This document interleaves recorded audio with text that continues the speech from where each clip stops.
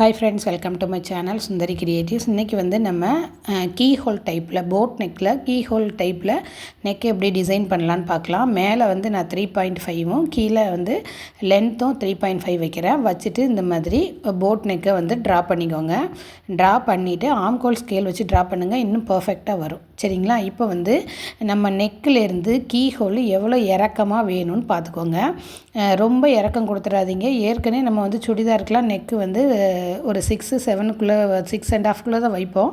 அதை பார்த்துட்டு வச்சுருங்க. இப்போ வந்து நான் மேலேருந்து 1 இன்ச்சு வைக்கிறேன். நீங்கள் 1/2 இன்ச்சு கூட வைக்கலாம்.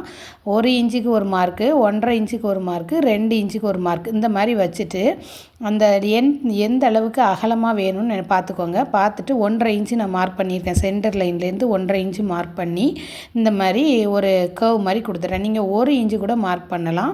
1 இன்ச்சு மார்க் பண்ணிங்கன்னா அந்த ஹோல் வந்து கொஞ்சம் சின்னதாக வரும், அவ்வளோதான். இப்போ இதில் சென்டர் பார்ட்டில் கட் பண்ணிவிட்டு பாருங்கள், அந்த கீ ஹோல் வந்து நெக்குக்கு கீழே சூப்பராக வந்துடும்.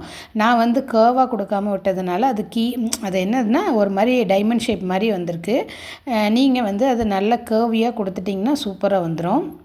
நெக்ஸ்ட்டு ஒரு டிசைன் பார்க்கலாம். இப்போ வந்து கீ ஹோல் வந்து சென்டரில் வர மாதிரி இருந்துச்சா, இப்போ நான் வந்து நெக்கோடு அட்டாச் பண்ணி காமிக்கிறேன். ஓகேவா? மேலே 3.5, அப்புறம் நெக்கு ஒரு 3 இன்ச்சு கொடுத்துட்டு 3.5 கொடுத்துடலாம். கொடுத்துட்டு நம்ம வந்து என்ன பண்ணலாம் அப்படின்னா நெக்கை ட்ரா பண்ணிடலாம்.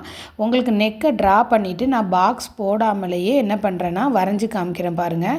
இந்த மாதிரி நெக்கை ட்ரா பண்ணிவிட்டு அந்த ரவுண்ட் ஷேப்பையும் கொடுத்துருங்க. போட் நெக்கில் கொடுத்ததுக்கப்புறமா இந்த ஷேப் இருக்குது பார்த்தீங்களா, இதுலேருந்து ஒரு டாட்டர் லைன் வைங்க, பெட்டல்ஸ் மாதிரி.